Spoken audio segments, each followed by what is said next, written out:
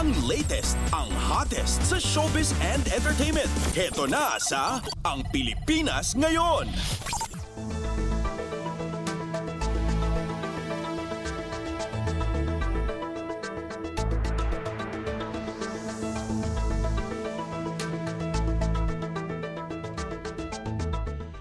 Magandang araw sa ating mga chismoso at chismos ang nag-aabang ng mga trending na balita sa mundo ng showbiz. Ito na ang ratsyada ng mga chika.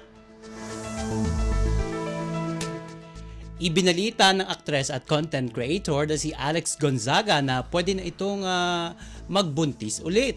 Base sa huling medical check-up ni Alex, partikular ang blood test nito. Maganda na ang takbo ng kanyang reproductive system. Kaya sabi niya handa na itong magdalang tao. Sabi pa niya, 60% ready na siya. At ikunento nito na masyadong mataas ang immune system kaya hirap itong magbuntis si Alex. Samantala kaugnay niyan ay nagsampa ng reklamo ang celebrity vlogger laban sa mga bashers dahil sa paggamit nito sa mga salitang baog at nalaglag. Sabi niya, quote and unquote, hindi ako nasaktan personally pero tingin ko kailangan mag-stop yung kapag sinasabihan kang baog.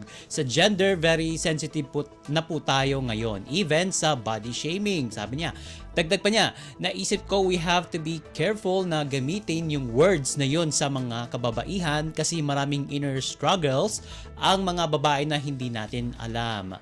Ayon pa sa kanya, quote and unquote ulit, sa digital world, sensitive na ang mga tao.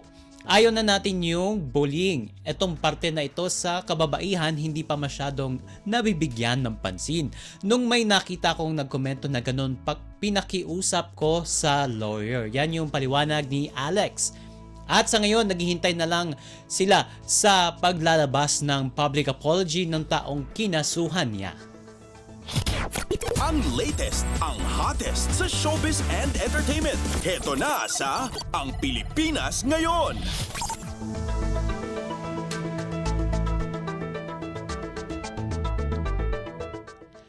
Sa iba pa nating chika for today, inaabangan na ng fans ni Paolo Avellino at Kim Chiu ang kanilang highly anticipated first movie together.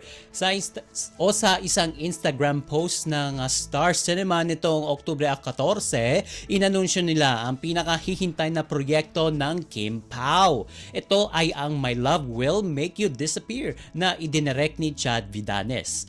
Matatanda nga nakitaan ng chemistry itong sina Kim at Paolo simula nung gumanap sila sa Philippine adaptation ng Korean TV series o sa TV series na Linlang. Yan yung sa Filipino adaptation.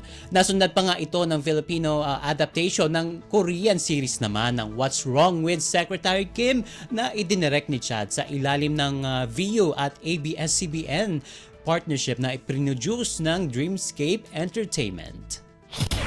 Ang latest, ang hottest sa showbiz and entertainment. Heto na sa Ang Pilipinas Ngayon.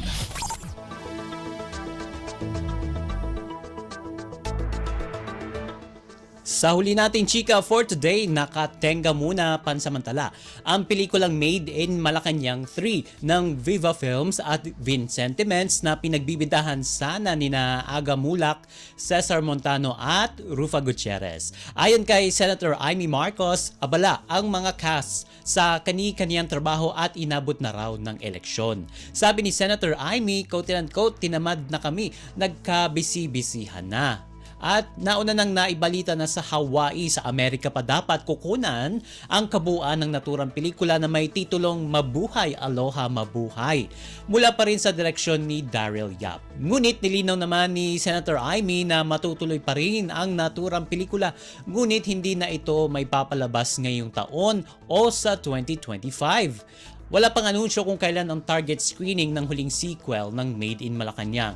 Taong 2022 nang ipalabas sa sinehan ang blockbuster hit na Made in Malacanang na sinundan ng Martyr or Murderer noong 2023.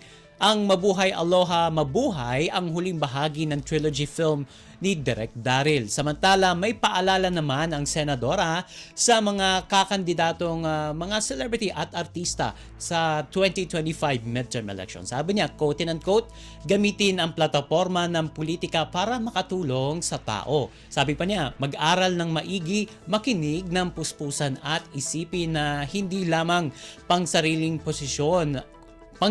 ang posisyon, kundi serbisyo publiko talaga. Yan ang kanyang statement.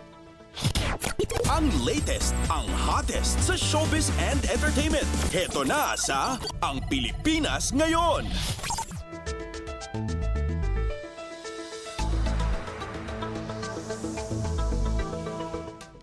And OMG, wala na tayong sapat na oras para sa ating balitang artista. Maraming salamat mga kachismis sa pakikinig sa aking mga chika for today.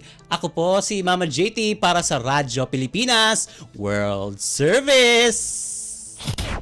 Ang latest, ang hottest sa showbiz and entertainment. Heto na sa Ang Pilipinas Ngayon.